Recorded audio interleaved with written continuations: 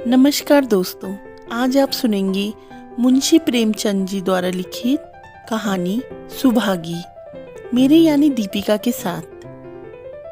दोस्तों, अगर आपको मेरी सुनाई गई कहानियाँ पसंद आती हैं तो वीडियो को लाइक और शेयर जरूर कीजिए। और भी ऐसी कहानियाँ सुनना चाहते हैं तो मेरे चैनल को सब्सक्राइब कीजिए और नोटिफिकेशन बेल का आइकन दबाना ना भूलें, ताकि आने वाली हर कहानी का नोटिफिकेशन आपको सबसे पहले मिल सके। चलिए कहानी प्रारंभ करती हूँ। और लोगों के यहाँ चाहे जो होता हो, लेकिन तुलसी महतो अपनी लड़की सुभागी को लड़के रामू से जौ भर भी कम प्यार न करते थे। रामू जवान होकर भी काठ का उल्लू था। सुभागी 11 साल की बालिका होकर भी घर के काम में इतनी चतुर और खेती बाड़ी के काम में इतनी निपुण थी कि उसकी माँ लक्ष्मी दिल में डरती रहती कि कहीं लड़की पर देवताओं की आंख ना पड़ जाए। अच्छे बालकों से भगवान को भी तो प्रेम है, कोई सुभागी का बखान ना करे, इसीलिए वह अनायास ही उसे डांटती रहती। बखान से लड़के बिगड़ जाते हैं। यह भय तो ना था, भय था नजर का। वही सुभागी आज 11 साल की उम्र में विधवा हो गई है। घर में कोहराम मचा हुआ था। लक्ष्मी पछाड़े खाती, तुलसी सिर पीटते। उन्हें रोते देख सुभागी भी रोती। बार बार माँ से पूछती, क्यों रोती हो अम्मा? मैं तुम्हें छोड़कर कहीं न जाऊंगी, तुम क्यों रोती हो? उसकी भोली बातें सुनकर माता का दिल और फटा जाता। वह सोचती, ईश्वर तुम्हारी यह कैसी लीला है, जो खेल खेलते हो वह दूसरों को दुख देकर ऐसा तो पागल करते हैं। आदमी पागलपन करे तो उसे पागल खाने भेजते हैं, मगर तुम पागलपन करते हो उसका कोई दंड नहीं। ऐसा खेल किस काम का कि दूसरे रोए और तुम हंसो? तुम्हें तो लोग दयालु कहते हैं, यही तुम्हारी दया है। और सुभागी क्या सोच रही थी? उसके पास कोठरी भर रुपए होते तो वह उन्हें छिपा कर रख देती। फिर एक दिन चुपके से बाजार जाती और अम्मा के लिए अच्छे अच्छे कपड़े लाती। दादा जब बाकी मांगने आते तो चट रुपए निकाल कर दे देती। अम्मा दादा कितने खुश होते। जब सुभागी जवान हुई तो लोग तुलसी महतो पर दबाव डालने लगे कि लड़की का घर कहीं कर दो। जवान लड़की का यूं फिरना ठीक नहीं। जब हमारी बिरादरी में इसकी कोई निंदा नहीं है तो क्यों सोच विचार करते हो? तुलसी ने कहा, भाई मैं तो तैयार हूँ, लेकिन जब सुभागी भी माने, वह किसी तरह राजी ही नहीं होती। हरिहर ने सुभागी को समझाकर कहा, बेटी हम तेरे भले को ही कहते हैं। माँ बाप अब बूढ़े हुए, उनका क्या भरोसा? तुम इस तरह कब तक बैठी रहोगी? सुभागी ने सिर झुकाकर कहा, चाचा मैं तुम्हारी बात समझ रही हूँ, लेकिन मेरा मन घर करने को नहीं कहता। मुझे आराम की चिंता नहीं है। मैं सब कुछ झेलने को तैयार हूँ और जो काम तुम कहो वह मैं करूँ, मगर घर बसाने को मुझसे ना कहो। जब मेरा चाल कुचाल देखना तो मेरा सिर काट लेना। अगर मैं सच्चे बाप की बेटी होंगी तो बात की भी पक्की होंगी। फिर लज्जा रखने वाले तो भगवान हैं। मेरी क्या हस्ती है कि अभी कुछ कहूँ। उजड़ू रामू बोला, तुम अगर सोचती हो कि भैया कमावेंगे और मैं बैठी मौज से करूँगी तो इस भरोसे ना रहना। यहाँ किसी ने जन्म भर का ठीका नहीं लिया है। रामू की दुल्हन रामू से भी 2 अंगुल ऊंची थी। मटक कर बोली, हमने किसी का करस थोड़ी ही खाया है कि जन्म भर बैठे भरा करें। यहाँ तो खाने को भी महीन चाहिए, पहनने को भी महीन चाहिए। यह हमारे बूते की बात नहीं। सुभागी ने गर्व से भरे हुए स्वर में कहा, भाभी मैंने तुम्हारा आसरा कभी नहीं किया और भगवान ने चाहा तो कभी करूँगी भी नहीं। तुम अपनी देखो, मेरी चिंता ना करो। रामू की दुल्हन को जब मालूम हो गया कि सुभागी घर ना करेगी तो और भी उसके सिर हो गई। हमेशा एक ना एक खूचड़ लगाए रहती। उसे रुलाने में जैसे उसको मज़ा आता था। वह बेचारी पहर रात से उठकर कूटने पीसने में लग जाती, चौका बर्तन करती, गोबर पाथती, फिर खेत में काम करके चली जाती। दोपहर को आकर जल्दी जल्दी खाना पकाकर सबको खिलाती। रात को कभी माँ के सिर में तेल डालती, कभी उसकी देह दबाती। तुलसी चिल्लम के भक्त थे, उन्हें बार बार चिल्लम पिलाती। जहाँ तक अपना बस चलता माँ बाप को कोई काम न करने देती। हाँ, भाई को ना रोकती। सोचती यह तो जवान आदमी है, यह काम ना करेंगे तो गृहस्थी कैसे चलेगी। मगर रामू को यह बुरा लगता। अम्मा और दादा को तिनका तक नहीं उठाने देती और मुझे पीसना चाहती है। यहाँ तक कि एक दिन वह जामे से बाहर हो गया। सुभागी से बोला, अगर उन लोगों का बड़ा मोह है तो क्यों नहीं अलग लेकर रहती हो। तब सेवा करो तो मालूम हो कि सेवा कड़वी लगती है कि मीठी। दूसरों के बल पर वाहवाही लेना आसान है, बहादुर वह है जो अपने बल पर काम करे। सुभागी ने तो कुछ जवाब न दिया। बात बढ़ जाने का भय था, मगर उसके माँ बाप बैठे सुन रहे थे। महतो से रहा न गया, बोले, क्या है रामू, उस गरीबन से क्यों लड़ते हो। रामू पास आकर बोला, तुम क्यों बीच में कूद पड़े, मैं तो उसको कहता था। तुलसी, जब तक मैं जीता हूँ तुम उसे कुछ नहीं कह सकते। मेरे पीछे जो चाहे करना। बेचारी का घर में रहना मुश्किल कर दिया। रामू, हाँ हाँ, आपको बेटी बहुत प्यारी है तो उसे गले गले बांध कर रखिए, मुझसे तो नहीं सहा जाता। तुलसी, अच्छी बात है, अगर तुम्हारी यह मर्जी है तो यही होगा। मैं कल गांव के आदमियों को बुलाकर बंटवारा कर दूंगा। तुम चाहे छूट जाओ, सुभागी नहीं छूट सकती। रात को तुलसी लेटे तो वह पुरानी बात याद आई, जब रामू के जन्मोत्सव में उन्होंने रुपए कर्ज लेकर जलसा किया था और सुभागी पैदा हुई तो घर में रुपए रहते हुए भी उन्होंने एक कौड़ी खर्च न की। पुत्र को रत्न समझा था, पुत्री को पूर्व जन्म के पापों का दंड। वह रत्न कितना कठोर निकला और यह दंड कितना मंगलमय।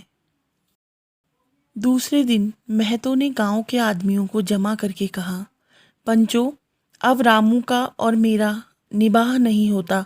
मैं चाहता हूँ कि तुम लोग इंसाफ से जो कुछ मुझे दे दो वह लेकर अलग हो जाऊं। रात दिन की किचकिच अच्छी नहीं। गांव के मुख्तार बाबू सज्जन सिंह बड़े सज्जन पुरुष थे।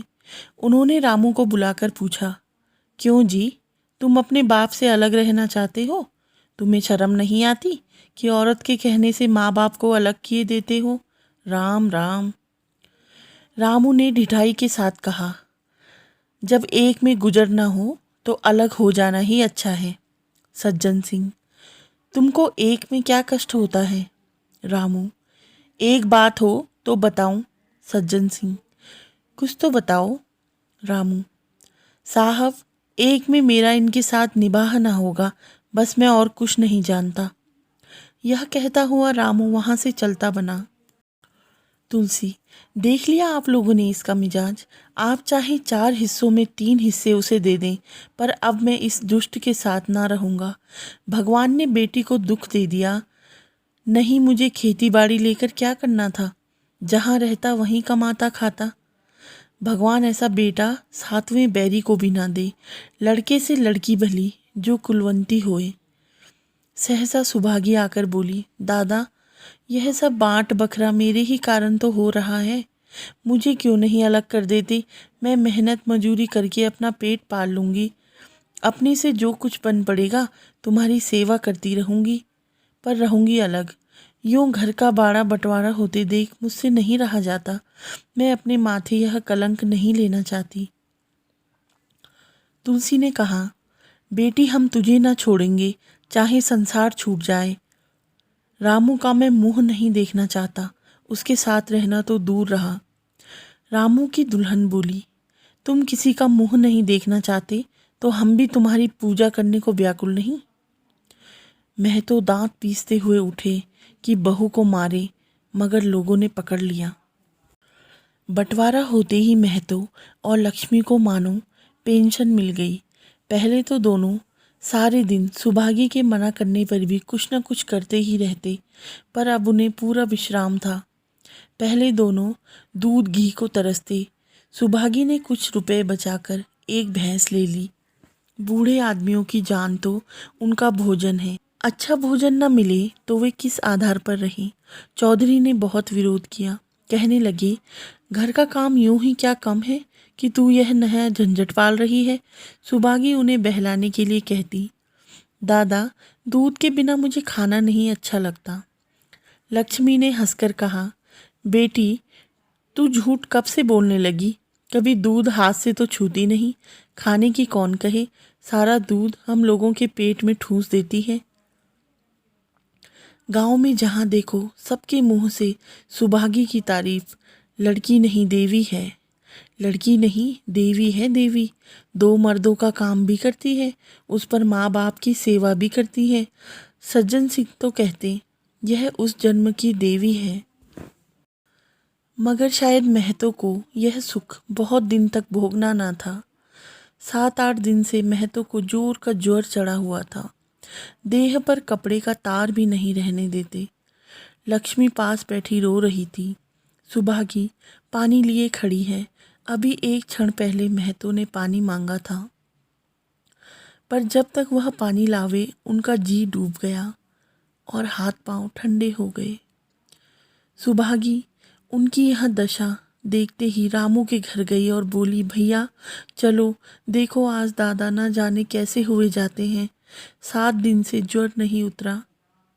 रामू ने चारपाई पर लेटे लेटे कहा, तो क्या मैं डॉक्टर हकीम हूँ कि देखने चलूँ? जब तक अच्छे थे तब तक तो तुम उनके गले का हार बनी हुई थी, अब जब मरने लगे तो मुझे बुलाने आई हो। उसी वक्त उसकी दुल्हन अंदर से निकल कर आई और सुभागी से पूछा, दादा को क्या हुआ है दीदी? सुभागी के पहले रामू बोल उठा, हुआ क्या है, अभी कोई मरे थोड़ी ही जाते हैं। सुभागी ने फिर उनसे कुछ न कहा, सीधे सीधे सज्जन सिंह के पास गई। उसके जाने के बाद रामू हंसकर स्त्री से बोला, त्रिया चरित्र इसी को कहते हैं। इसमें त्रिया चरित्र की कौन बात है, चले क्यों नहीं जाते? रामू, मैं नहीं जाने का, जैसे उसे लेकर अलग हुए थे वैसे उसे लेकर रहें, मर भी जाएं तो ना जाऊं। स्त्री, मर जाएंगे तो आग देने तो जाओगे, तब कहाँ भागोगे? रामू, कभी नहीं, सब कुछ उनकी प्यारी सुभागी कर लेगी। स्त्री, तुम्हारे रहते वह क्यों करने लगी? रामू, जैसे मेरे रहते अलग हुए थे उसे लेकर। स्त्री, नहीं जी, यह बात अच्छी नहीं। चलो देख आवे, कुछ भी हो बाप तो बाप ही है, फिर गांव में कौन मुंह दिखाओगे? रामू, चुप रहो, मुझे उपदेश मत दो। उधर बाबू साहब ने जो ही महतो की हालत सुनी, तुरंत सुभागी के साथ भागे चले आए। यहाँ पहुँचे तो महतो की दशा और खराब हो चुकी थी। नाड़ी देखी तो बहुत धीमी। समझ गए कि जिंदगी के दिन पूरे हो गए। मौत का आतंक छाया हुआ था। सजल नेत्र होकर बोले, महतो भाई कैसा जी है? महतो जैसे नींद से जागकर बोले, बहुत अच्छा है भैया, अब तो चलने की बेला है। सुभागी के पिता अब तुम ही हो और तुम ही को सौंपे जाता हूँ। सज्जन सिंह ने रोते हुए कहा, भैया महतो घबराओ मत, भगवान ने चाहा तो तुम अच्छे हो जाओगे। सुभागी को तो मैंने हमेशा अपनी बेटी समझा है और जब तक जीऊँगा ऐसा ही समझता रहूँगा। तुम निश्चिंत रहो। मेरे रहते सुभागी या लक्ष्मी को कोई तिरछी आंख से ना देख सकेगा, और कुछ इच्छा हो तो वह भी कह दो।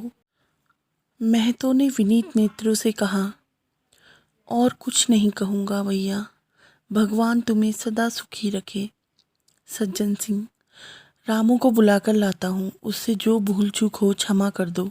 महतो, नहीं भैया, अब उस पापी हत्यारे का मुंह मैं नहीं देखना चाहता। इसके बाद गोदान की तैयारी होने लगी। रामू को गांव भर ने समझाया, पर वह अंत्येष्टि करने पर राजी ना हुआ। कहा, जिस पिता ने मरते समय मेरा मुंह देखना स्वीकार न किया, वह मेरा पिता नहीं है और ना ही मैं उसका पुत्र। लक्ष्मी ने दाह क्रिया की। इन थोड़े से दिनों में सुभागी ने ना जाने कैसे रुपए जमा कर लिए थे कि जब 13वीं का सामान आने लगा तो गांव वालों की आंखें खुली रह गई। बर्तन, कपड़े, घी, शक्कर, सभी सामान इफरात से जमा हो गए। रामू देख देख जलता था और सुभागी उसे जलाने के लिए सबको यह सामान दिखाती। लक्ष्मी ने कहा, बेटी, घर देखकर खर्च करो। अब कोई कमाने वाला नहीं बैठा है, आप ही कुआं खोदना और पानी पीना है। सुभागी बोली, बाबूजी का काम तो धूमधाम से ही होगा। अम्मा, चाहे घर रहे या जाए, बाबूजी फिर थोड़ी ही आवेंगे। मैं भैया को दिखा देना चाहती हूँ कि अबला क्या कर सकती है। वह समझते होंगे इन दोनों के किए कुछ ना होगा। उनका यह घमंड मैं तोड़ दूंगी। लक्ष्मी चुप हो रही। 13 के दिन 8 गांव के ब्राह्मणों का भोज हुआ। चारों तरफ वाहवाही मच गई। पिछले पहर का समय था। लोग भोजन करके चले गए थे। लक्ष्मी भी थककर सो गई थी। केवल सुभागी बची हुई चीजें उठा उठा कर रख रही थी कि तभी ठाकुर सज्जन सिंह ने आकर कहा, अब तुम आराम करो बेटी, सवेरे यह काम कर लेना। सुभागी ने कहा, अभी थकी नहीं हूँ दादा। आपने जोड़ लिया, कुल कितने रुपए उठे? सज्जन सिंह, वह पूछकर क्या करोगी बेटी? कुछ नहीं, यूं ही पूछती थी। कोई 300 रुपये उठे होंगे। सुभागी ने सुकुचाते हुए कहा, मैं इन रुपयों की देनदार हूँ। तुमसे तो मैं मांगता नहीं। मैं तो मेरे मित्र और भाई थे, उनके साथ मेरा भी तो कुछ धर्म था। आपकी यही दया क्या कम है कि मेरे ऊपर इतना विश्वास किया? मुझे कौन 300 रुपये देता? सज्जन सिंह सोचने लगे, इस अबला की धर्म बुद्धि का कहीं वार पार भी है या नहीं। लक्ष्मी उन स्त्रियों में थी जिनके लिए पति वियोग जीवन स्रोत का बंद हो जाना है। 50 वर्ष के चिर सहवास के बाद अब यह एकांत जीवन उसके लिए पहाड़ सा हो गया। उसे अब ज्ञात हुआ कि मेरी बुद्धि, मेरा बल, मेरी सुमति मानो सबसे मैं वंचित हो गई। उसने कितनी बार ईश्वर से विनती की थी, मुझे स्वामी के सामने उठा लेना, मगर उसने यह विनती स्वीकार न की। मौत पर अपना काबू नहीं, तो क्या जीवन पर भी काबू नहीं? वह लक्ष्मी जो गांव में अपनी बुद्धि के लिए मशहूर थी, जो दूसरों को सीख दिया करती थी, अब बौरा ही हो गई। सीधी सी बात करते नहीं बनती। लक्ष्मी का दाना पानी उसी दिन से छूट गया। सुभागी के आग्रह पर चौके में जाती, मगर कौर कंठ के नीचे ना उतरता। 50 वर्ष हुए, एक दिन भी ऐसा ना हुआ कि पति के बिना खाए खुद खाया हो। अब उस नियम को कैसे तोड़े? आखिर उसे खांसी आने लगी। दुर्बलता ने जल्द ही खाट पर डाल दिया। सुभागी अब क्या करे? ठाकुर साहब के रुपए चुकाने के लिए दिलो जान से काम करने की ज़रूरत थी। यहाँ माँ बीमार पड़ गई।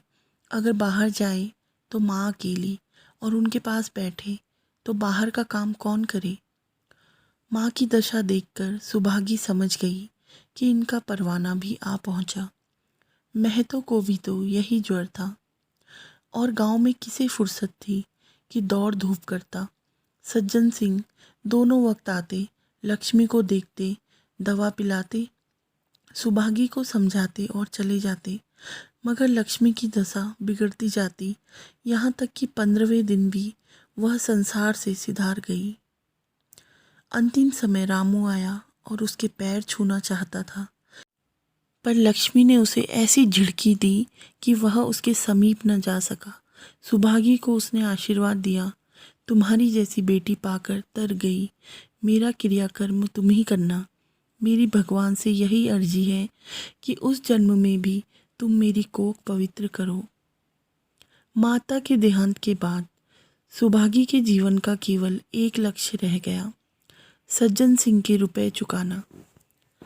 ₹300 पिता के क्रियाकर्म में लगे थे, लगभग 200 माता के काम में लगे, ₹500 का ऋण था और उसकी अकेली जान। मगर वह हिम्मत ना हारती। 3 साल तक सुभागी ने रात को रात और दिन को दिन न समझा। उसकी कार्यशक्ति और पौरुष देखकर लोग दांतों तले उंगली दबाते। दिन भर खेती बाड़ी का काम करने के बाद रात को 4-4 पसेरी आटा पीस डालती। 30वें दिन 15 रुपये लेकर वह सज्जन सिंह के पास पहुंच जाती। इसमें कभी नागा ना पड़ता। यह मानो प्रकृति का अटल नियम था। अब चारों ओर से उसकी सगाई के पैगाम आने लगे। सभी उसके लिए मुंह फैलाए हुए थे।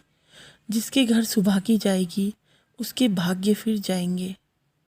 सुभागी यही जवाब देती, अभी वह दिन नहीं आया। जिस दिन सुभागी ने आखिरी किस्त चुकाई उस दिन उसकी खुशी का ठिकाना ना था। आज उसके जीवन का कठोर व्रत पूरा हो गया। वह चलने लगी तो सज्जन सिंह ने कहा, बेटी तुमसे मेरी एक प्रार्थना है, कहो। कहूँ? कहो ना कहूँ, मगर वचन दो कि मानोगी। सुभागी ने कृतज्ञ भाव से कहा, दादा आपकी बात ना मानूंगी तो किसकी मानूंगी। मेरा तो रोआ रोआ आपका गुलाम है। सज्जन सिंह, अगर तुम्हारे मन में यह भाव है तो मैं न कहूँगा। मैंने अब तक तुमसे इसलिए नहीं कहा कि तुम अपने को मेरा देनदार समझती थी। अब रुपए भी चुक गए हैं। मेरा तुम्हारे ऊपर कोई एहसान नहीं, रत्ती भर भी नहीं। बोलो कहूँ? सुभागी, आपकी जो आज्ञा हो। सज्जन सिंह, देखो इनकार ना करना, नहीं मैं फिर तुम्हें अपना मुँह ना दिखाऊंगा। सुभागी, क्या आज्ञा है? सज्जन सिंह, मेरी इच्छा है कि तुम मेरी बहू बनकर मेरे घर को पवित्र करो। मैं जात पात का कायल हूँ, मगर तुमने मेरे सारे बंधन तोड़ दिए। मेरा लड़का तुम्हारे नाम का पुजारी है। तुमने उसे 12 देखा है। बोलो मंजूर करती हो? सुभागी, दादा इतना सम्मान पाकर मैं पागल हो जाऊंगी। सज्जन सिंह, तुम्हारा सम्मान भगवान कर रहे हैं बेटी। तुम साक्षात भगवती का अवतार हो। सुभागी, मैं तो आपको अपना पिता समझती हूँ। आप जो कुछ करेंगे मेरे भले के लिए ही करेंगे। आपके हुक्म को कैसे इनकार कर सकती हूँ। सज्जन सिंह ने उसके माथे पर हाथ रखा और कहा, बेटी तुम्हारा सुहाग अमर हो। तुमने मेरी बात रख ली। मुझ सा भाग्यशाली संसार में और कौन होगा। कहानी में अंत तक बने रहने के लिए धन्यवाद। आप सुन रहे थे मुंशी प्रेमचंद जी की कहानी सुभागी, दीपिका की आवाज़ में। धन्यवाद।